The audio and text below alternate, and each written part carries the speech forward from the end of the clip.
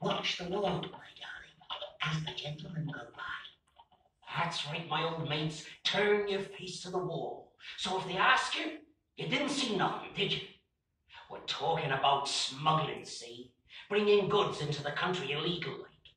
And there was a time from about 1700 until, say, 1830, when everyone was at it. Diverse vessels running large quantities of tea and brandy on the coasts of Kent and Sussex.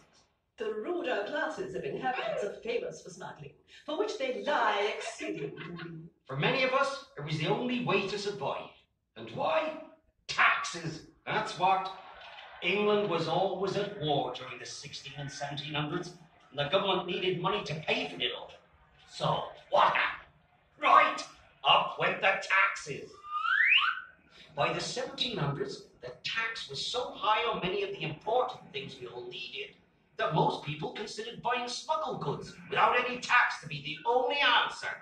In every place I went, they drank no tea but what was rum. Many great men not only connive but practice it. You were not respectable then if you weren't a smuggler. That's right, it wasn't just the poor folk. Brandy for the parson, baccy for the clerk, laces for a lady, letters for a spy. Watch the wall, my darling, while the gentlemen go by. That's what they called us, the gentlemen. And the gentlemen were sailing across the France and the Low Countries, fetching back huge quantities of gin in small barrels called tubs, and tea in oilskin bags. Some of the finest seamen in the world.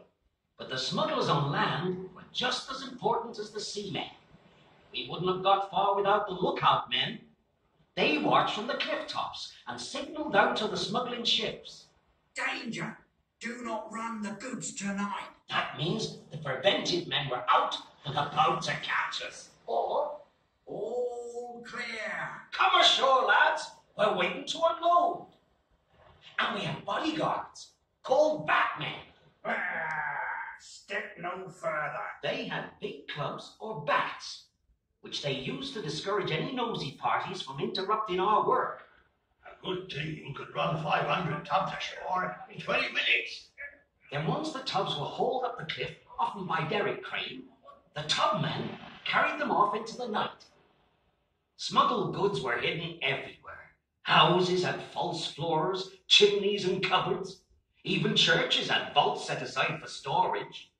Barns, windmills, and of course, caves were used. And we used to encourage spooky stories to frighten people away from the hiding places. At Hurstmonceau, 2 hours' ride from here, they said that if you heard the sound of the ghostly drummer, you'd better run. Them that saw him said he was 9 feet tall. The gin and brandy we brought ashore was almost neat alcohol, and we watered it down later. Some of us had a sip first, though. The sailor told me he had drunk no less than 2 gallons, and he was in a stupor for nearly a week afterwards. We smuggled it strong, because you didn't want to carry a whole load of water now, did you? But it had to be the correct strength before selling on. We used Lovey's beads, little glass balls, each marked with a different number. You just dropped the bead with the strength number you wanted into the spirit, then poured in water until it popped up to the top. See? You won't believe this, but apparently during the years 1781 to 1784, just 4 years, more than 1¾ million gallons of gin were landed in Kent and Sussex, and 2.5 million pounds of tea. That's big business. And the payment for a night's work was more than a farm labourer could earn in a week. John Oates, that's 10 shillings, and you also get a pound of tea for the foot haul. Thank you, sir. I'll give it to Black-Eyed Nell for a pay. That's a riding officer. In the early days, they only had riding officers trying to stop the smugglers. These were just local men paid to patrol the coast, but most of them could easily be bribed or intimidated. Do a dash a bottle of brandy in his face, and he's as blind as a beetle. Of course, soldiers were sometimes called upon. Ways and means of taking off their edge, too. And out at sea, the Board of Customs had revenue vessels which could usually be avoided. But in the mid-1700s, it all got out of hand. Contempt for the law grew up under the smuggling system, and it was crowned with murder. All along the south coast, bands of so-called smugglers sprang up who committed robberies, beatings, and murders. Terrible harsh laws were brought in, and the gangs were eventually dispersed, jailed, or hanged. By the 1780s, they'd even brought in the Navy. Then, England is at war with Napoleon. smugglers turned to ferrying spies. Can you believe it? For both sides. The English smugglers are likable people and have the courage and ability to do anything for money. When Napoleon was finally defeated in 1815, thousands of English soldiers and seamen returned home with no money and no work. Many of them joined the newly formed Coast Blockade, which was created especially to crush the smuggling trade. There were violent and bloody battles, sometimes with up to 500 smugglers at a time.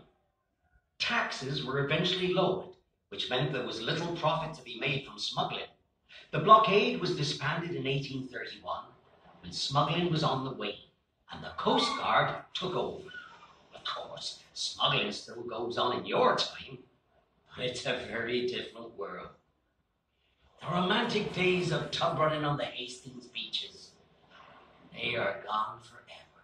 Them that asks no questions isn't told no lie. Watch the wall, my darling, as the gentlemen go by.